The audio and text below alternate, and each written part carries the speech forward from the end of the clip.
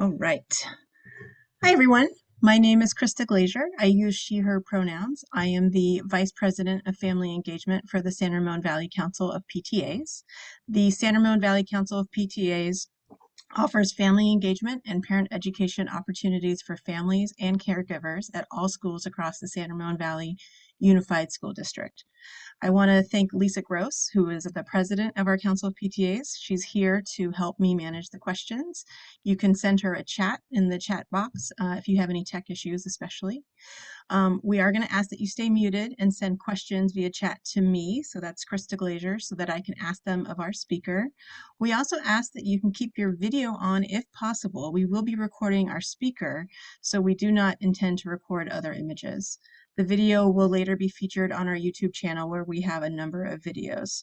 So I will do my best to ask as many questions as I can that are on topic during the session. I may not be able to get to all of them in the time allotted. I also want to note that we are talking about practical tools for parents as we navigate the situation we are all in. We are not addressing the topic of COVID mandates for vaccinations. Our speaker today is Joe Iannora. Joe is a support counselor at Dougherty Valley High School. He has also served as a principal at Del Amigo and San Ramon Valley High School.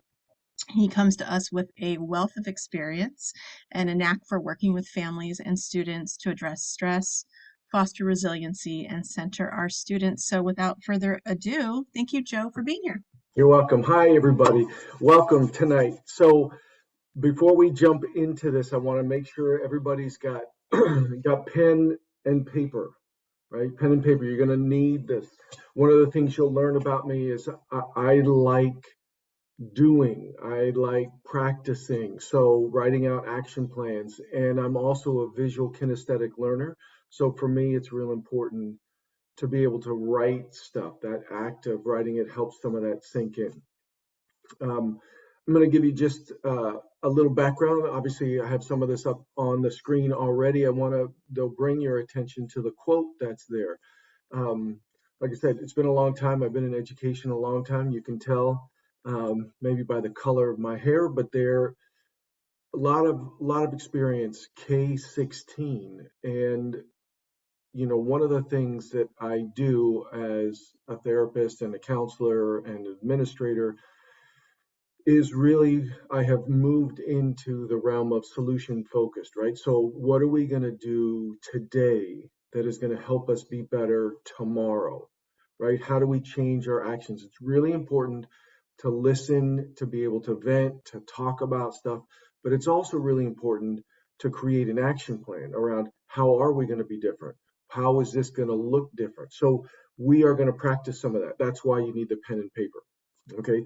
So besides my background, which is there, I want to talk just a little bit about my own personal experience, right? And because I do have 3 kids, one of them was in school at the time of COVID and really struggled, like went from roughly a 3.9 to about a 1.0.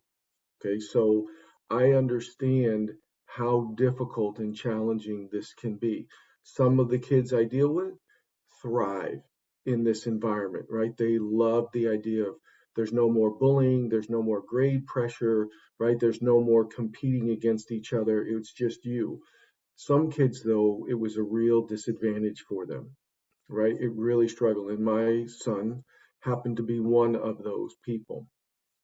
He is now in college and is doing very well. So I can see the challenge, and that's some of what we're going to talk about. Now, in addition to some of that, there are questions that already came in, right, around anxiety, how to motivate sort of the unmotivated, what do we do about electronics and screen time, social skills, and help with routine. So we're going to be addressing some of these things tonight. So sometimes it'll feel a little bit like we're scattershot, but I'll try and address each one of those things. Okay. In addition, I'm a big fan of if you've got a question, right, don't wait. Ask the question so that we can address it. Even if it may not be something we're talking about right here, I find often I have a stream of consciousness, right? So I may be talking about one thing, but I want to ask a question about something else. So as long as it's close to the topic, right, of what we're talking about, we'll address those things. Okay, so I want you to use that chat right now. The other piece is, look, I have worked with kids for 35 years, but you're the expert on your child. So I want to just clarify that, right? Some of these things that we're going to talk about tonight, you may have already done. You may feel like, hey, this doesn't work for me, or wow, I'm going to try that. That works for me. So a lot of this is going to be experimentation. What works, what doesn't, because what works for one kid doesn't always work for the other. So this is not a one size fits all, right? This is a let's see what we can work on. Let's see what resonates and move in that direction, right? So pick the things that work for you and really work on those. Okay, I started here. I love this. Actually, I really love the title tonight because part of it is survival skills. And one of the things about survival is what it denotes is that we're in crisis. Okay. And so when we're in crisis, we act and do things differently. So part of what we're going to be addressing tonight is how do we get ourselves out of crisis and back into what we would call, in therapeutic terms, regulated, right? As opposed to dysregulated. Okay. So first question tonight. So get your fingers ready. You can either write on your paper or you can type directly into the chat. So here's the first question. Tell me what you know about neuroplasticity. Ready? That's an SAT word. Tell me what you know about neuroplasticity.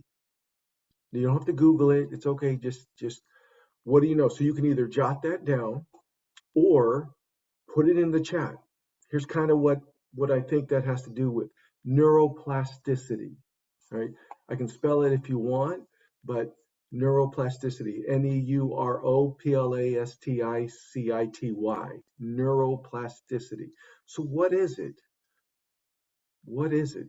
And why would we be talking about that tonight? So first question, you can just put it right in the chat. Give me your best theory. It's okay, there isn't a wrong answer, right? So this is where we're going to practice jumping right in, right? We're going to participate. Tonight's about participating. So just go ahead and throw in what you got there. So here are some of the things: the ability for your brains to reshape, form new connections, growth mindset, how easy your brain adapts to change, right? Your brain adapting, right? People can change. Okay, these are good. Don't quit on me, right? Throw in your thoughts. Add to that. Right? Growth mindset, ability to change, adaptability. Excellent, right? So if you haven't or you don't know, right, neuroplasticity is the ability for the brain to adapt and change, right?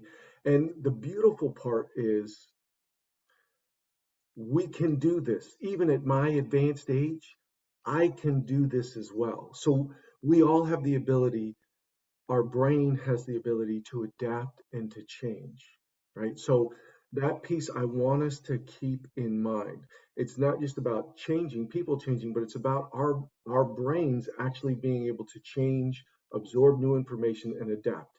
And it's what we call in the counseling term, right? The other term I like to throw out is cognitive dissonance. Cognitive dissonance, right? That's where our brain has two competing ideas and they can't hold them. So they either make a combination of the two or they discard one and they keep the other one. And sometimes this is what's referred to as a fixed mindset, right? Sometimes an idea comes in, but we reject it because either it doesn't resonate with us or we're not ready to let go of the beliefs we had, right? I mean, a classic example is, right, hundreds of years ago, everybody believed the earth was flat. And there was a lot of cognitive dissonance when all of a sudden it was discovered, hey, the world is not flat. And people had to adjust and adapt. Well, the same is true here, right? We are in an era where we're used to going about our business as we want. And now we've had to change how we operate. And that causes a lot of stress, a lot of anxiety, and a new reshaping. That's why sometimes the term new normal is because we're getting used to what's happening. It's new and our brain has to adjust. So as we let our brain adjust, new things happen. Okay. So let's go forward with some of this because um so I just want to make sure I got everything here. We got pen and paper, right? Um I'm going to ask you lots of questions, like I said. So I'm going to have, that's why I have you writing, because we're going to have to do some self-reflecting. So look at the picture, right? Your child is being asked to absorb a lot of information all at once, right? Coming at them from different places. And now they've transferred back, right? Some of our kids have been out of school for 18 months or more, and now they're coming back. And so there's lots of issues. Just as an example, in high school, right? The sophomores, when we first had COVID, are now seniors.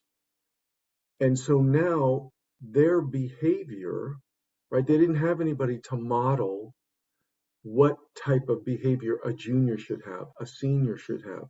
And so now they are seniors, but they don't know, they don't understand some of the routines because they've only been in school for a year and 3/4. And so now we're seeing some issues around social behavior. But think about this. A sophomore in high school, actually the last time they attended school was the spring of their 8th grade year. And so now they don't know, they don't have modeling, and the people that they would model after don't have anybody that they're modeling after. And so we're all sort of caught in this. Well, I don't know how to do this. I don't know how we're supposed to behave. I talk to a lot of teachers who say to me, these kids, they're acting so immature. And I'm like, hey, whoa, like they haven't had the opportunity for socialization over the last 18 months. And so some of this stuff, we have to help our kids with what does it look like? How do you act as a student, right? Because they haven't had that ability. So these are some of the things that cause us a great amount of stress. So we'll address some of those pieces. Okay. Here's what I want you to do though, because see that student in the photo, you can easily substitute yourself in there, right? It's easy enough to picture yourself, right? Isn't this how I feel sometimes? Like, oh my goodness, I have to do all of this stuff. And so for us, it's a lot. It's a lot. Okay. So again, any questions along the way, you can go ahead and just push right over to Krista and we'll address some of these things. Okay. So here's what I want us to do first. Your first little dialogue activity. Okay. So this is where you don't have to type into the chat, but I do want you on your piece of paper. Now here's what I'm gonna ask you to do. If you're like me, I've got a whole stack of paper. So what I want you to do is to draw. See here. So this is how high tech I am. See this? This is a big piece of paper that's got a big old cross in it. Okay? So here's what I want you to do is in that first quadrant, again, we're high tech here. In that first quadrant, what are your fears in quadrant 1? And then below it, what are your celebrations? So fears, celebrations, right? I'll put that down, right? So this is fear and celebration.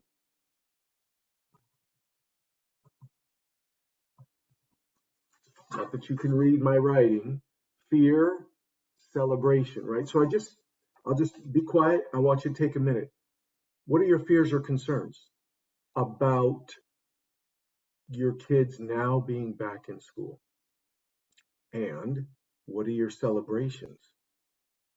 Like, I'm not babysitter anymore.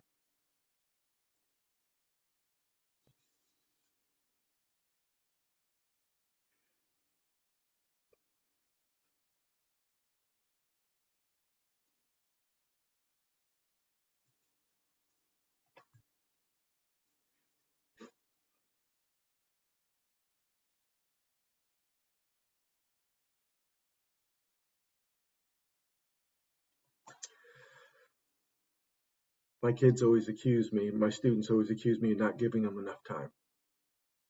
You're going to get the same treatment. So fears or concerns, right? Now that your child is back in school, or maybe they decided, hey, I'm going virtual. So maybe they're not back in school. Maybe they're still in a virtual schooling. So what are your fears and concerns, and what are the celebrations, right? Now, on the other side, directly opposite, here's what I want you to do. I want you to think about your child or your children. I call them children, so, right? We have people that are in high school, so they're not really kids, although my kids are 25, 22, and 19, and I still refer to them as my children, even though one just got married. So, right, they're still kids. So, what do you think your child is concerned about or is celebrating? And I want you to list those two things opposite each other so you can see them. So again, this is going to be speculation, or maybe they told you, right? Like, thank God I don't have to hang out with you anymore. If you have a high schooler, they may say it like that. If you've got an elementary kid, they may not say that exactly. They may be feeling it. So what are their fears and concerns? That's the top box. And what are their celebrations?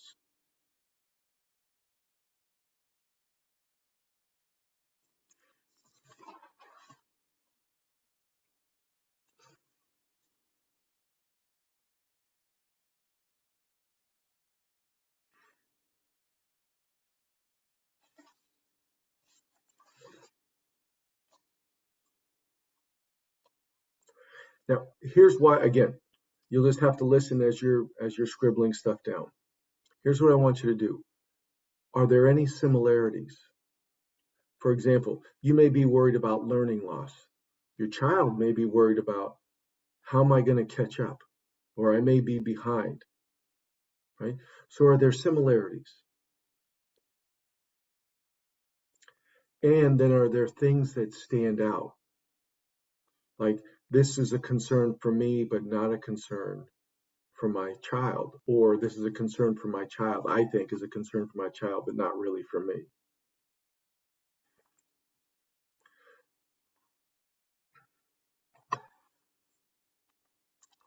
Now, here's why this is so critical. These are entry points for you to talk about with your child, with your student, right? The things that you're similar. So, for example, my concern was, how are we going to do this virtual learning? How is this going to happen? So that was a concern of mine. Now that they returned to school, how am I going to deal with learning loss? And my kids were the same way. Like, they were struggling with, I don't know if I've learned enough. Like, I was, I'm now a sophomore. I don't know if I learned enough to be a sophomore. Or I was in fifth grade. Now I transitioned up to middle school, and I'm a little freaked out about that. That's a great entry point to talk to your student about your concerns and their concerns. Because, see, here's the thing, you both share the same issue, right? You're both sharing the same issue. And so you can talk about it from your perspective and listen to them from their perspective. But you're both talking about the same thing. You're worried, let's just say, as an example, you're worried about learning loss. So let's talk about that. What does that mean? What does that look like? How does it make you feel? Here's how it makes me feel. I get anxious. I get nervous, that you're not going to be successful, or somehow you're going to miss out on an opportunity, or you won't graduate from elementary school, or you won't get promoted from middle school, right? I'm worried about that. So that's a great place, a great entry point for the two of you to have a dialogue. You share your concern and then ask your student, this is what I'm thinking. Do you feel this way? Right? So what a great way to talk. Now, that's just about fear and concern. Let's talk about celebrating, right? As an example, you don't have to play both parent, educator, bus driver, meal provider. Now you're just down to parent and meal provider, right? And so some of those are cause for celebration that you can also address. And some of the things, maybe your kid is really thrilled. Like, I'm thrilled to be back at school. I can't wait. I get to hang out with my friends again. It'll be really cool.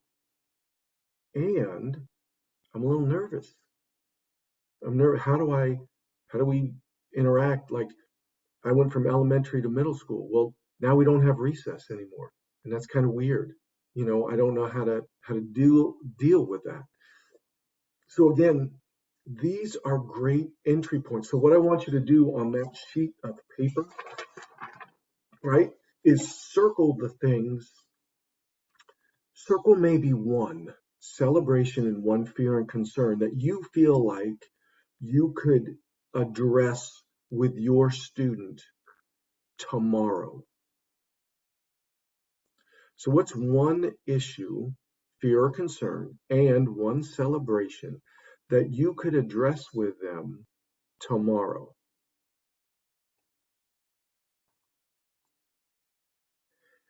And I want you to just jot down, because this is the piece of it. How are you going to do that? So I want you to think about that for a minute. Like, if I'm going to address learning loss, what does that mean for me? Like, what's my big concern? What's my fear? Because some of this you have to address ahead of time. Like, you have to think about it in your head. What am I going to say? How am I going to lead a positive discussion around this? Sharing my anxiety, but also normalizing it. Like, it's okay to be anxious about this. I'm anxious about this, right? We're naming it. We're bringing it up into the surface, so it's not hidden. Because you can bet that if you wrote down that your kid's nervous about it, right, and you're nervous about it, you both need to talk about it. Okay, so just write down one, and sort of, what's the strategy? How are you going to do that? What's that going to look like?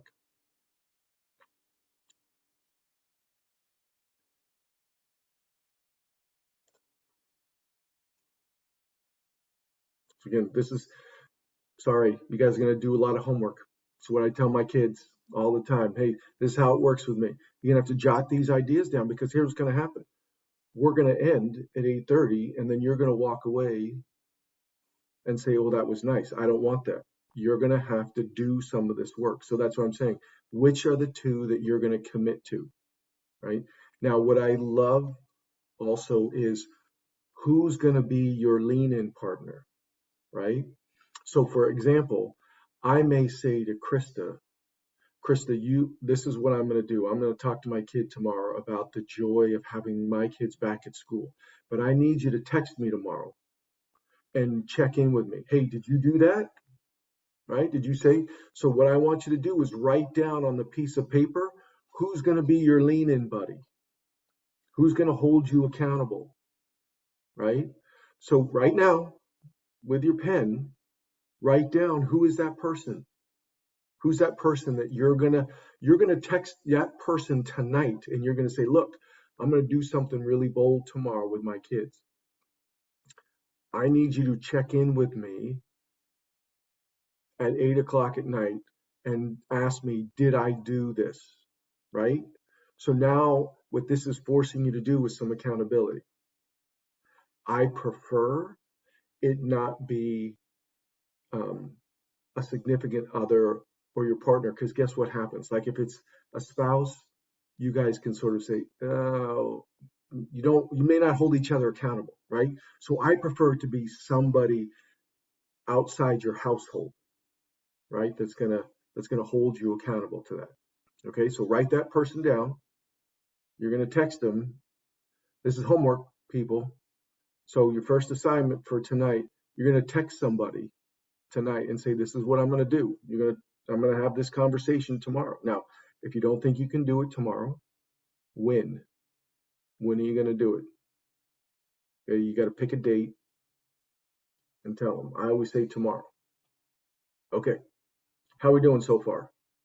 All right, you got the homework assignment. You see, you've written your list out. So you sort of see some of the similarities or some of the differences. Does that make sense?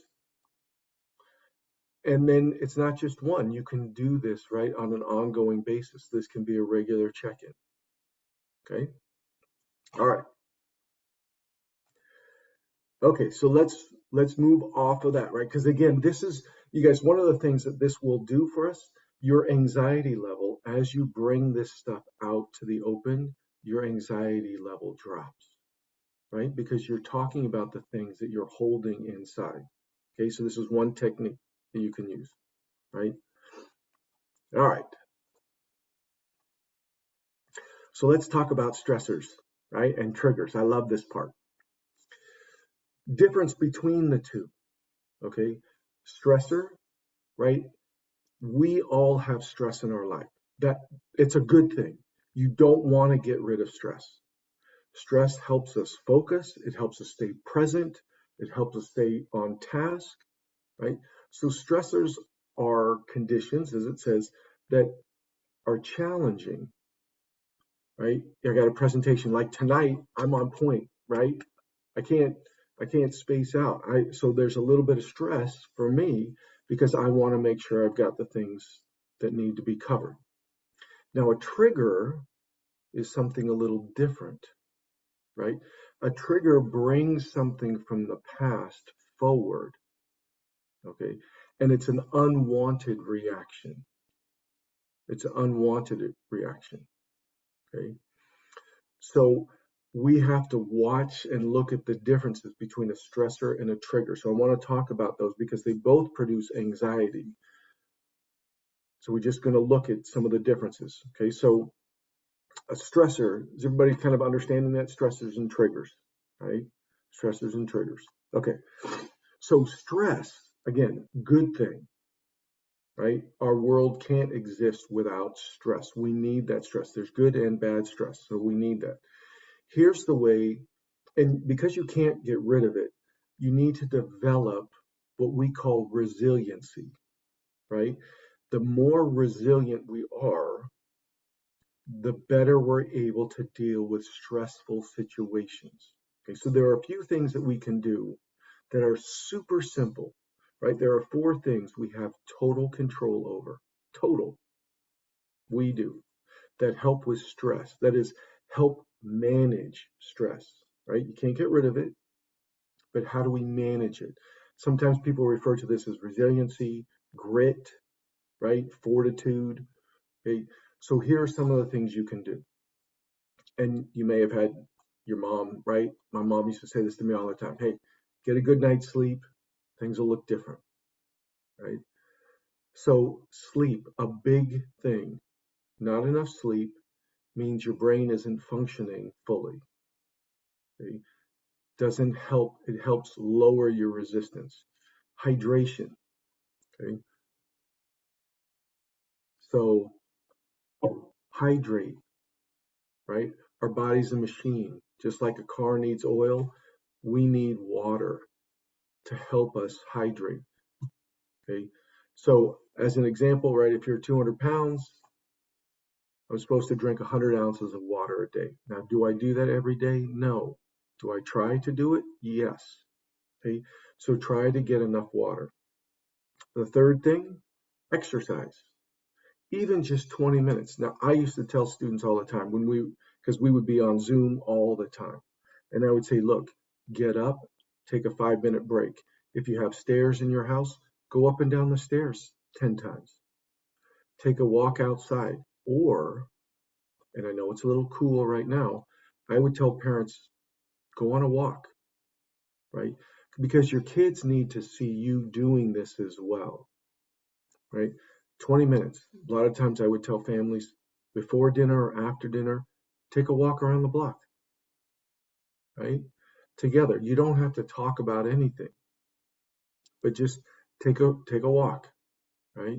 Or shoot baskets, whatever it is that you really want to look for something that your kid could engage in with you, right? I'm dating myself here, but we would do Wii, right? The Wii game, I know that's ancient history, but because there was a lot of activity. We're big tennis, right? So you could do tennis on the Wii, a lot of activity, or bowling or baseball.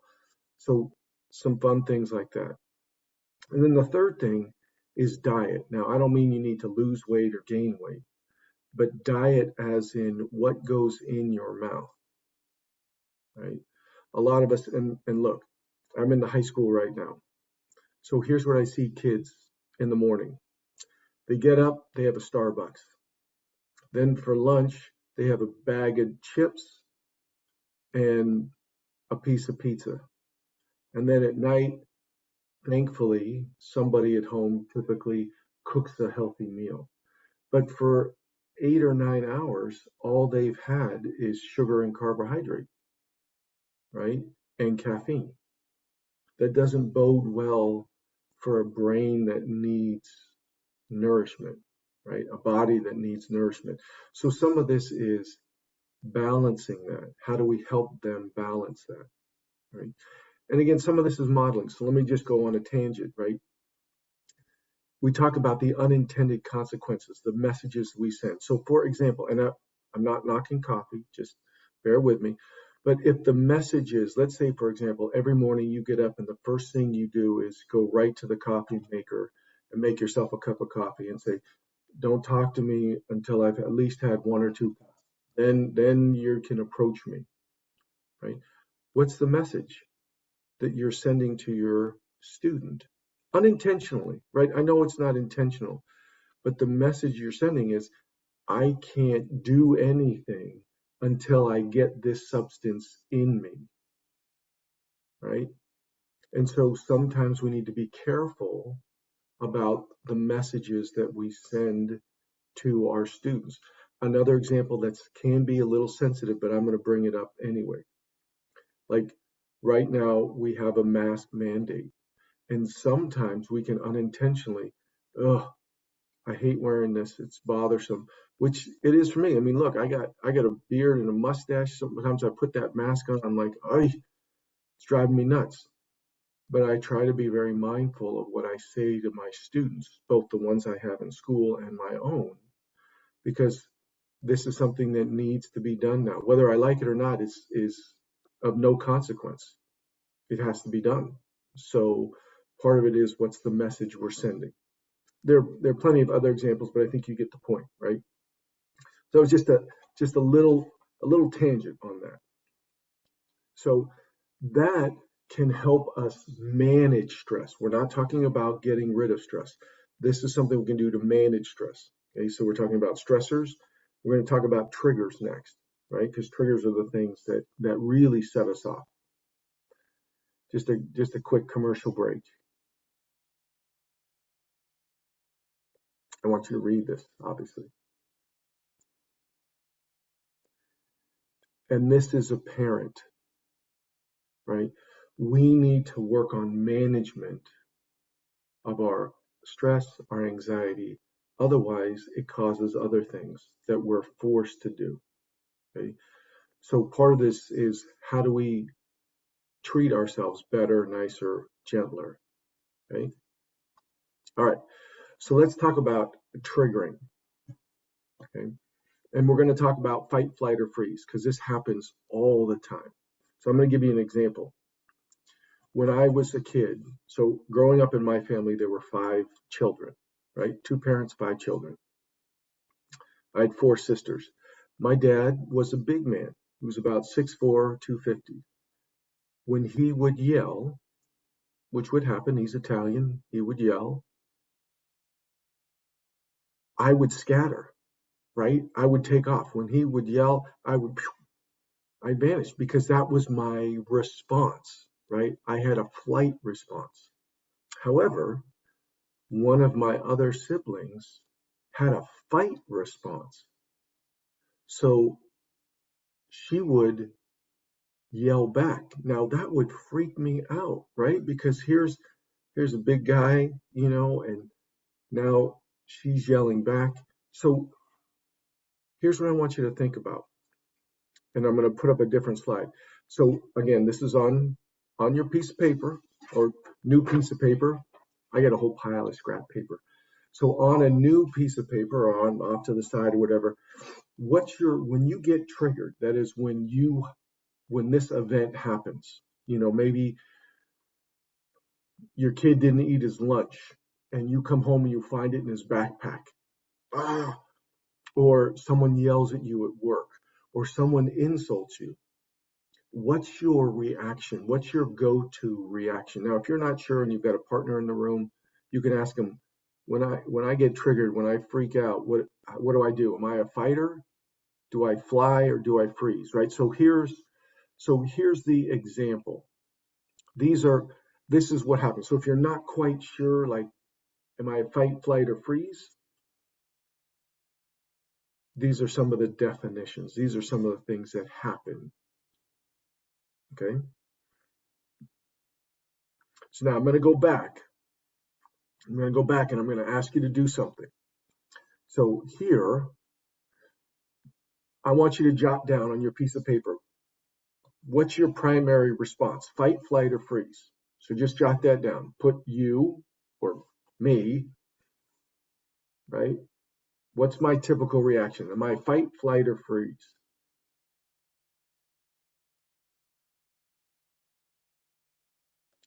Now here's what I want you to do. Pick a friend or maybe your partner. What's their reaction? Now you know this.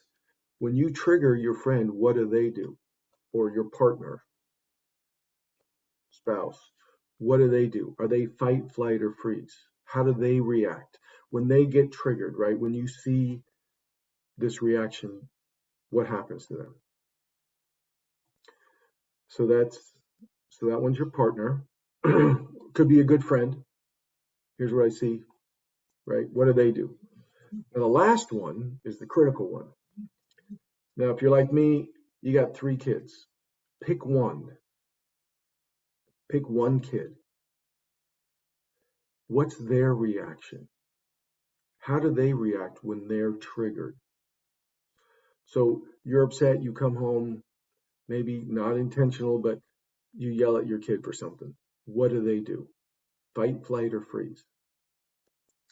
So now you've got 3 people, you, your partner or friend, and your child. What are their reactions? Okay, now, here's why this is critical, right? Because the quicker we can recognize when we're triggered, the quicker we can move into correcting that and coming down off of that. So and I'll give you some examples. If your child is a fighter, right, and you're a fighter, guess what's going to happen in your household? And you may know this, right?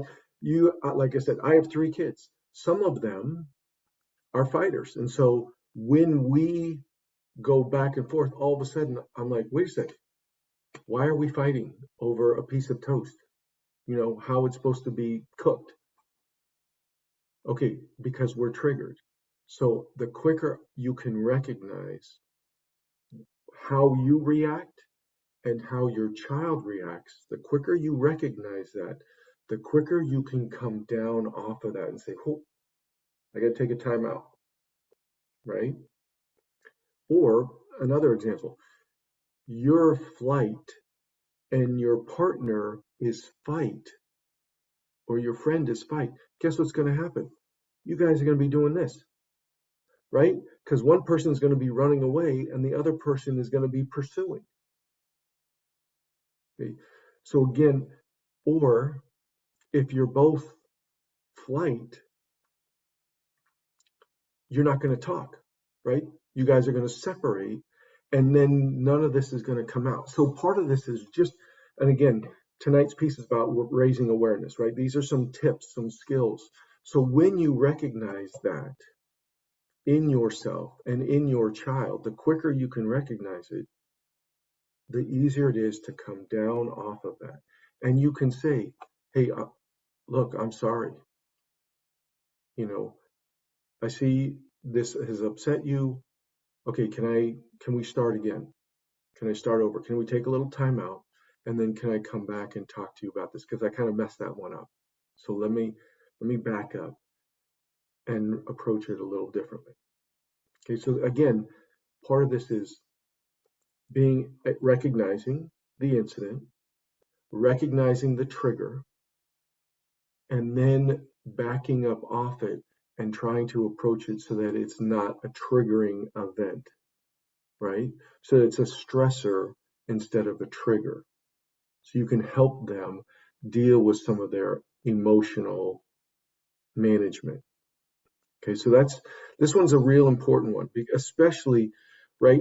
I mean, this happens all the time. It's 7:59, class starts at 8 o'clock. Your kid's trying to get on Zoom, it's not working, the internet's down. Or your kid forgot their homework, right? And now they're calling you saying, hey, can you bring my homework? Well, you're in the middle of a meeting and you're like, what are you doing calling me? Hey, that's your fault, right? And then all of a sudden you have this big argument. It doesn't have to be that. You've been triggered. They've been triggered. So you come up with solutions. Hey, I'm really sorry. I'm in this meeting right now. I can't quite help you. What are other solutions that you can come up with? What are other things that we can do to help remedy the situation? Right? That's a different approach, but it's recognizing that you're triggered or they're triggered. Does that make sense? Okay. Joe, we did get a question kind of around Sure. this specific topic. So the Mhm. question is, which response is healthier to a trigger? Should I be worried if the child's response is not fight? And then what are the reasons for reacting with fight versus flight? So these are things that happen naturally, right? This is our amygdala. This is our primitive brain, right? Our brains are wired for safety, and our brains will do anything to ensure our safety and self-preservation. This is something that's been developed thousands of years ago. So you'll have one of these reactions. And here's what I tell a lot of adults. The adults will, depending on the situation, adapt to different things, right? In my family of origin, I flight. I'm a flight person. As an administrator, I was a fight person. Okay, so as an adult, oftentimes we develop some of these skills around fight, flight, or freeze, depending on what the situation is. Children, typically under the age of 14, don't develop, only have one go-to thing that they do because they don't have enough life experience. So none of them are bad. It's just recognizing and then knowing that they're triggered, right? Knowing that they have moved from their rational thought into their safety zone, meaning protection. We have to help bring them out of that safety zone and back into their rational brain. But the best way to do this is for you to model it, right? Oh, hey, you know what? I'm sorry about that. I said something that because I was triggered, and so I apologize for that. Let me restart, right? Let me calm myself down and let me go at this differently. Okay, so most of it's there's nothing you can do. It doesn't matter if they're fight, flight, or freeze. They will be one of those things. Sometimes multiple, but they will be one of those things. The piece is to find out what they are, and you know your kids best. You'll be able to tell right away, are they a fight, flight, or freeze? And whatever it is, you have to recognize it and then say, okay, like what happened? What triggered them? Was it something I said or did?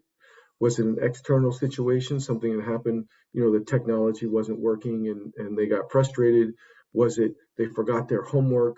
Was it, hey, they're really scared to go to school today because, it's Friday and it's Jersey Day and they don't have a jersey to wear. So now they're freaking out, right? So you have to look at what's happening situationally and then help them off of that.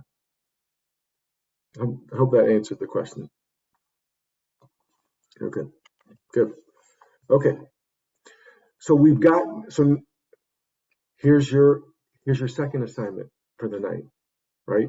Is to really look at this and then talk with a friend or a partner. Help me recognize this, right? Or recognize it in your kids and see if you can't practice getting them to relax what we call out of their safety zone. And by safety, I don't mean they feel safe. I mean they have guarded themselves. So how do you help them lower that and move into their rational thought? Okay, so again, homework. And this is as much practice for you. Look, you want to make it personal. If you have a spouse or a significant other or a really close friend, this is something that is a great conversation. Like, when I'm triggered, help me identify that. Call me out in a nice, gentle way because I'm triggered, right? But call me out and help me work through that. Okay. And that sometimes can be done with a spouse or a significant other, partner, or a good friend. Okay. So practice some of that. Sometimes, and here's the best part, you can practice and know that you're going to mess up. That's also okay. Right. All right. So that's that portion. Okay. So, and this is the fight, flight, or freeze. So some of the triggering things, just so that you're aware, right? These are some things, especially for K through 12 students. These are the things that can be triggering events. So this is just cues for you. Like, your kid may say this to you, right? And so these are keys for you to have, like, in your back pocket. Oh, okay. Oh, they're feeling judged. Oh, they got scolded. They felt unsafe. They felt powerless, disconnected. And it's not just about your kid. I mean, don't you feel these things, right?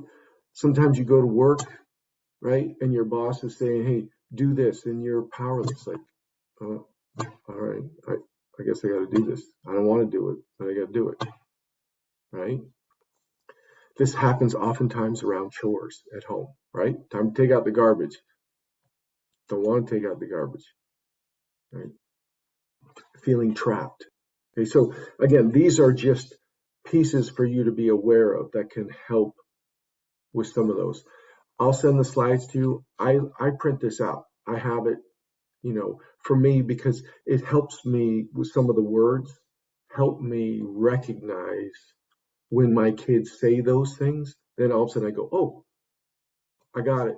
Okay, so this is why you're reacting that way. Okay. So here's a mind shift for you, right, along the same lines. So this is what helps me get out of my fear center and into my rational brain. This is a sticky I have. And I just put he, it could be she, it could be it doesn't matter. Right?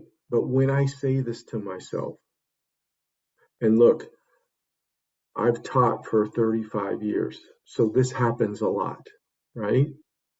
And as a parent, it happens a lot, right? But when I say to myself, he's not giving me a hard time, he's having a hard time, that helps shift my focus away from getting triggered and into what can I do to help change the situation. Okay. So it's very simple, right? It's two sentences, but it really helps me focus in, not giving me a hard time. He's having one. Okay. And when I say that, then I can look at the problem or look at whatever's happening differently. Okay. Not take it so personal. All right. So a couple tips, right? So if you want, right, just jot that down. Put it by your bedside. Put it on the fridge. Whatever it is you need to do. All right. Okay. So I'm going to give you some theory. Okay. I promise this is part of teaching, right? You get a little bit, I'm going to give you just a little bit of lecture. Change isn't always the difficult part. We go through change every day. I mean, look, I didn't used to be great. Now I am, right? I didn't used to be 55. Now I am, right? So change is not always the issue. It's how we handle what we call, how do we manage the transition? Okay. And look, we have been in a lot of transition over the last couple of years. Okay. COVID, maybe even if we talk about government, right, which I don't want to get into politics, but right, we've had change, right? We had one president, now we got another one. COVID has affected us. You may have, right, your kids weren't in school, or they were in school, then they weren't in school, now they are in school. Okay, so there's lots of change that happens all the time. And some change is great, right? Like, I don't have any more kids at home. That's a great change. But the transition, I should say, and not but, and the transition can be difficult, right? So how we manage transition in the change is what is really important to look at. So there are three easy parts. The first part is the ending, letting go, that loss. Like, okay, the realization, like, my kid is now going to be home with me 24/7. That's hard. Okay. How do you handle that ending of them being in school all the time, for example, or now they're going back to schools? Maybe you miss them. Like, my kid was home. I mean, I loved it. My kid was home every day. And then in May, he went back to school. It's like, oh my God, the house is quiet. So part of it is, how do we handle the ending of whatever we're moving from, right? How do we handle that ending? Some of us, and I'm one of them, don't always let go very well, right? We're not always good. I'm not good at letting go all the time. Okay. The second part that you enter into, which is really the difficult part, is what we call the neutral zone, right? That's where, right, you're neither fish or fowl, right? You're sort of stuck in between. Like, you can't do this thing anymore, but you haven't quite mastered the new thing, whatever it is. That's that neutral zone, right? You haven't fully embraced whatever is coming, and you're not quite sure how to do it. And this is where our kids look to you for modeling, right? Remember, I was saying in the beginning, the sophomores in high school are now seniors, but they didn't have anybody to model behavior. Like, how is a senior supposed to act? So now they're stuck with, like, I'm not a sophomore anymore. I'm a senior, but I don't know what to do. I don't know how to operate. This is where we talk about neuroplasticity, right? It's that neutral zone, is that critical rewiring that's happening, patterning, right? You're learning something new. Like, a year and a half, your kids didn't go to school. Now all of a sudden, you're getting a kid up early in the morning. They have to brush their teeth, right? There's a new routine they're not used to. For a year, some kids didn't even get out of bed, right? They just opened up their laptops and just sat up, and they were still in their pajamas or whatever, and they just went to school. Now all of a sudden, they have to get up, they got to have breakfast, they got to brush their teeth, they got to get on the bus, or you got to take them, and now you're having fights over, hey, we haven't had this fight in a year and a half. Now all of a sudden, it's time to get up, you got to go, and now I'm badgering my kids, or you know the bedtime routine is not the same. So some of this is, you got to help them through the neutral zone. And more importantly, you got to help yourself through it first, right? So just real quickly on that piece of paper again, I want you to jot down some of the things, and this may have to do with the fear or the concern that we wrote down at the beginning. Like, where are you embracing some of these new changes that have happened? So maybe just pick one, like,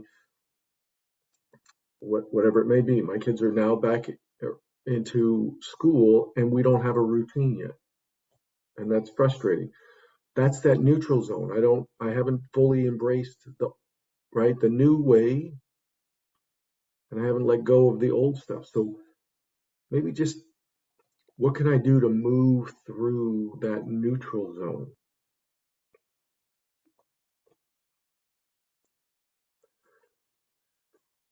And that last piece, right, is that new identity, new energy, new sense of purpose. Like, oh, That's right. I go to school every morning.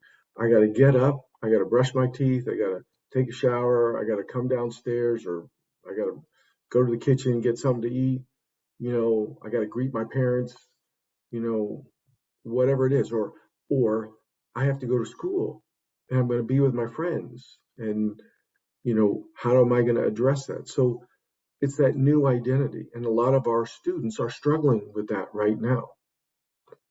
They don't know how to act or be with each other because it's new. And even though they've been in school for a quarter, right? A quarter and a half ish, it's still, some of them are still adjusting to that piece. I mean, there have been some great, like a lot of the students I work with, right, are struggling with bullying. In COVID, they didn't have to worry about that. Now I deal with a lot of kids who are really worried about this. They're back in school and they're worried, am I going to get bullied again? Am I going to get picked on? Is there going to be grade shaming? Right? And so they have to struggle with that, and we have to figure out how are we going to get through this.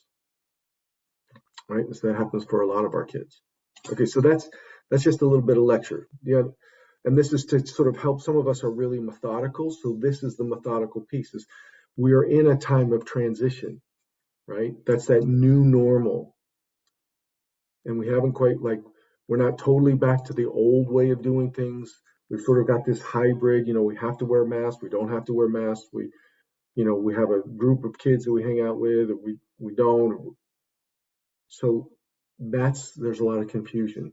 So part of the homework is for you is, where is that neutral zone for me? How do I move through it? And then how do I help my kid get through it? Okay. We good? It's a lot of information, you guys. A lot of information. Okay. Again, just pieces. Sometimes people really like the informational stuff. So I want to hit the people who really like, I need information. I need this, I need that. It's a good pattern. This is also another pattern piece, right? Emotional control versus emotional management. Okay. So again, this is just information for people, right? Control is either an either or. You're either in control or you're out of control. Management is a continuum, right? I can imagine this, I can manage it really well or not as well, or I could have managed that a little better. So with emotions, it's the idea is along that continuum. I'm aware that I've been triggered. I'm aware that I'm frustrated. How do I back off that? Right? Not get rid of it. Like, you can't get rid of frustration. How do I tone it down? How do I lessen my reaction? How do I calm myself down? Right? How do I soothe myself? So that's something to be aware of as we talk about our emotions. All right. So here's where some more homework. So you're gonna have to write. I've talked for a little bit. Now you're gonna have to write some answers down. Because when we talk about emotional management and stress and anxiety, here's what I want to know. How do you check in with your child, your significant other? How do you check in with yourself? So I just want you may not even thought about it, but how do you check in with somebody? So for example, your kid comes home from school, how do you check in with them?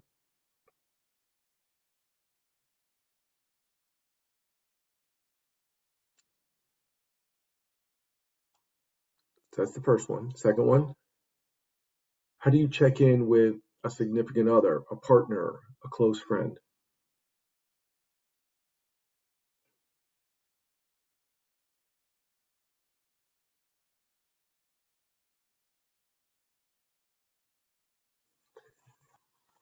And the last one, which I know is a little odd, but it needs to happen. How do you check in with yourself? I have friends that come over, right? And I talk to myself a lot. So I tell them, just but out of my conversation, I'm having it with myself. So just, it's okay, don't answer. Just, I'm checking in. I'm talking to myself. So how do you check in with your child? How do you check in with a partner, close friend, significant other? And how do you check in with yourself? I need you to jot those down, and here's why. I need you to look at those answers. Do you have 3 different types of check-ins? Right? Like, do you check in with a partner or significant other or close friend differently than your own child? Differently than yourself? Because part of this is how do we be consistent with our check-in? And again, there's a point to this. Because, right, we need to look at how we check in with people. Do we do the conversation killer? Right? Hey, how are you? Or do you do a conversation starter?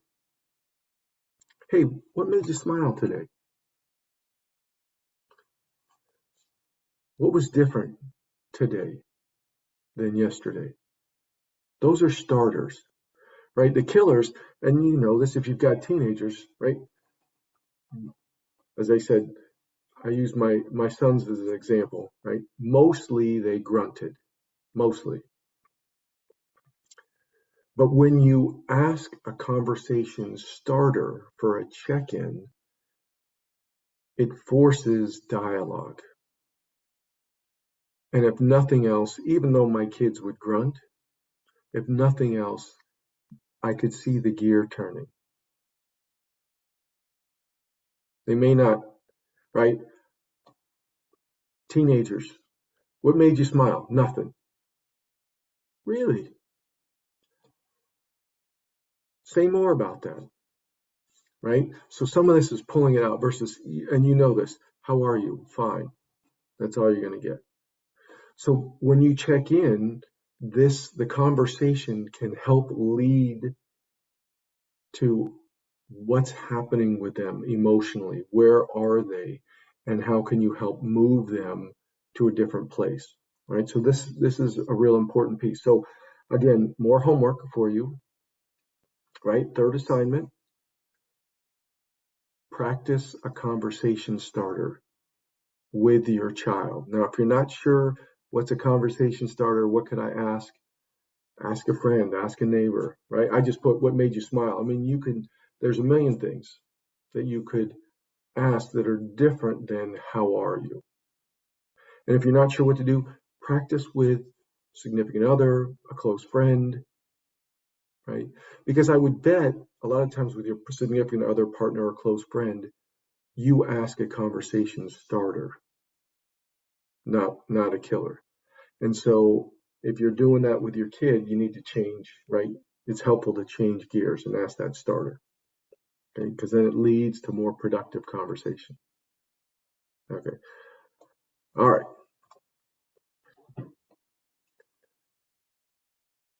You're going to need to jot this down, the answer to this, right? So when you're confused or you're troubled or you're frustrated, what do you do to help bring some clarity or some focus?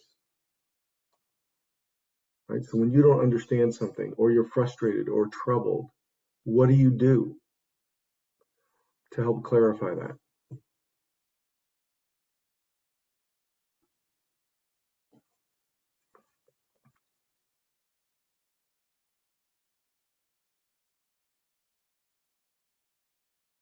So the reason this is so important is because if you don't know what you do, it's really hard to help your child through it.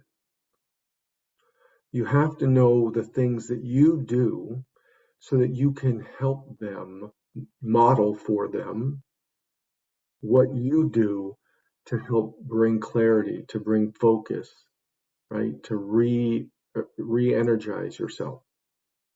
So when you're troubled or confused, what do? Maybe you breathe. Maybe you go on a walk.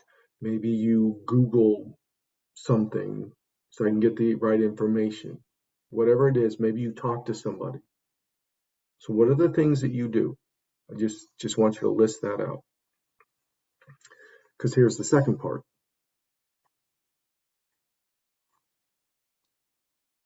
You know this better than anybody. When your child is troubled or confused, how do you help them?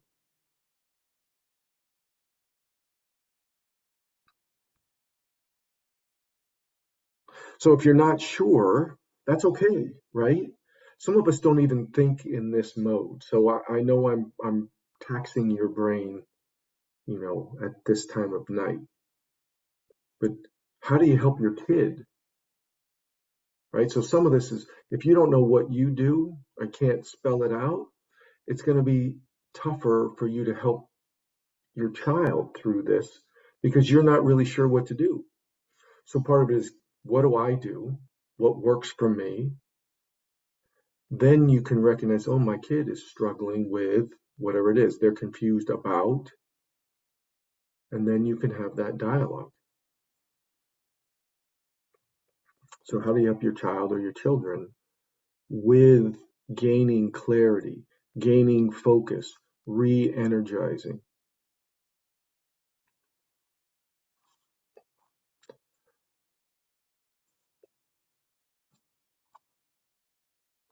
This one we talked about already, so I can skip it, right? Messages, unintended or intended, to ourselves, our friends, right? I use coffee as an example. You could use alcohol, right? If the first thing you do when you come home in the evening is open up a bottle of wine, and look, you're over 21, that's okay. It's just, what's the message? Do I need this to relax? Right? So sometimes we have to just be careful of the message, especially with our younger kids and even with the older ones, right? We talked about masks already. So that piece is just what messages. That's just something for you to think about. And again, this is not being critical. People need caffeine. That's not the issue. It's what sometimes the message that we don't really realize that we're sending. Okay. I use this chart. I can use it with adults. I've used it with teenagers. I've used it with little kids. Put it up on the refrigerator. It's a great conversation starter. We have magnets, right? You just put a magnet, like, where are you today? I'm happy, I'm set, right? And this isn't, you can get, 32, 150, but everybody recognizes emojis. And so this is a great way to start a conversation, right? This can be a conversation starter. Hey, where are you today? Put a magnet where you are. You're excited. Wow, tell me more. What's happening? I'm excited too that you're excited. What's happening? Or you're worried. Tell me more. What are you worried about? What's happening?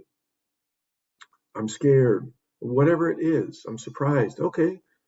How do we talk about that? Help your kids. This is again helping manage emotions. But it's the same for you. Look, I know it seems a little juvenile, but use this with a spouse. Use this with a good friend. Use this with a partner, right? Where are you today? The other thing you can do, right, when you get up in the morning, I just sort of run through. Today's going to write a little mantra. Here's where I'm at. Today's going to be a good day, right? It's going to be wet today. I'm looking forward to that. I'm going to drive more careful, right? Or it's going to be a sunny day. I can't wait. I'm going to go on a ride on my motorcycle, right? So prep yourself for the day before you even get out of bed. A couple of deep breaths, focus yourself. Here's what I'm going to do. So again, another simple tip. This may resonate, it may not, but again, I guarantee you if you use it, it's a great conversation starter to help talk about where we are and help people recognize their emotions. And that goes for you too, right? A lot of times we look at others, but we don't look at ourselves. So where am I? I'm sad today. I'm worried, right? Or I'm excited, whatever it is. Okay. There are 9 sort of solutions that I have here. I have basically 820. I don't want to go, I'm torn. I'd like to open it up for questions because we've talked about a lot of stuff. this is going to be, I will send this to Krista so you can see all of these different suggestions. These solutions, there's 9 of them. You can read through them at your leisure if you want to. So this will be another homework assignment. Homework assignment number 4.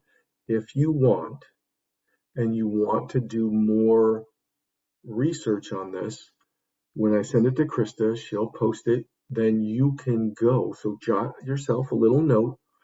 When this gets posted, I'm going to go look at those 9 solutions. And then I'm going to read through them, right? So that's homework assignment number 4. That's optional, an optional homework assignment. So let's do this. Let's stop here. And are there questions, thoughts, comments? You can go ahead and put them in the chat, and then I can go back. I can go back to a slide. We can address it a little differently, or we can, however Chris, if you can go through a couple of them. I don't know what's come through, but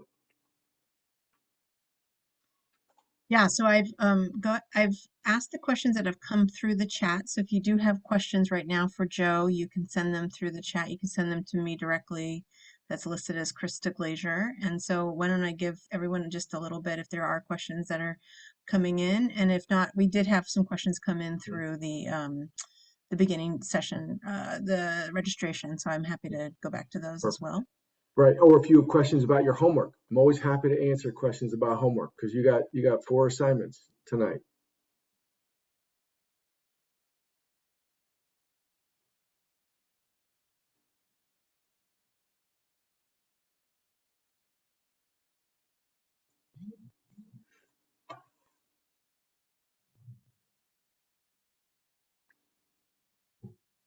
Let's do it.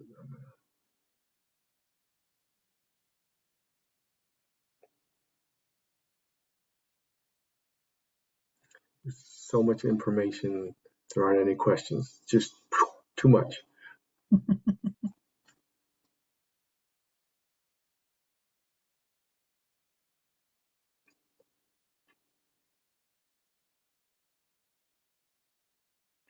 So I see one of the pieces in there. My daughter can go through all those feelings in one day, and that's true. As a kid, I don't even remember what it is. You experience somewhere in the neighborhood of about 150 mood swings in a day. Okay, so yes, it's true. Your kid could start off happy and then come home and be sad, or have a whole gamut. And so part of it is recognizing it and just meeting them where they're at, and knowing that sometimes it's a temporary piece, right? I'm really excited about school. I got to school today and I forgot my lunch. Now I'm upset. Oh, my friend gave me a hug and now I'm happy. Oh, my teacher marked me tardy. Now I'm sad. Oh, I got the answer correct in math. Now I'm happy. Oh, I didn't do well on my test. Now I'm sad, right? I mean, it's like ping pong. So part of this is okay, right, all of these things are normal. It's okay to have this kind of stuff.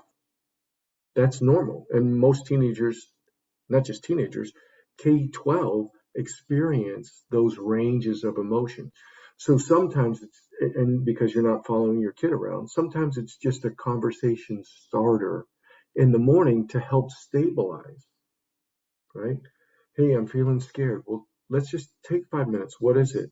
Let's walk through some of that. Let's maybe play a scenario. Let's figure out what is that fear. Oh, I can identify with that.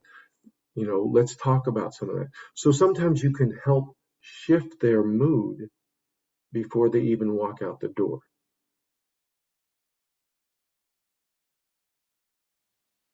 Joe, there was a question around what you were talking about related to the students who started and they were in 8th grade, now they're in 10th, or they were in 10th and now they're in 12th, and just how we as parents or caregivers can help support our students managing like some of the social connections, because it seems like a lot of that social piece is now lacking, like you talked about earlier. So what specifically could we be doing? Yeah, so, and again, depending on the age range, play dates are always really neat because they help us get back into the rhythm of being with each other.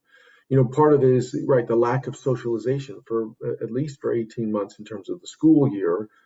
we missed out on that socialization. So some of it is talking about what are some of their anxieties? How do you act, in these situations? The other piece that I'm always a big fan of is modeling. How do we act? Do our kids see us interacting with our friends? How do we interact with our significant other or other caregivers that come into our life? So some of this is how do we model that behavior? Here's how we talk to each other. Here's how we treat each other. And some of that is practice with them, like, and naming it out. Like, are you worried about being around your friends? Or, hey, would you like to have one or two people over to sort of get used to this? Because part of it is we are awkward, right? We haven't had this happen before where we've been in isolation. And so that awkwardness, that confusion, that maybe that being scared, part of it is helping move through that. And the only way to help with that is to model and to practice. Let them practice that in a safe environment. So maybe, as a younger child, you have one or two kids over, as long as it's safe and you feel comfortable with that.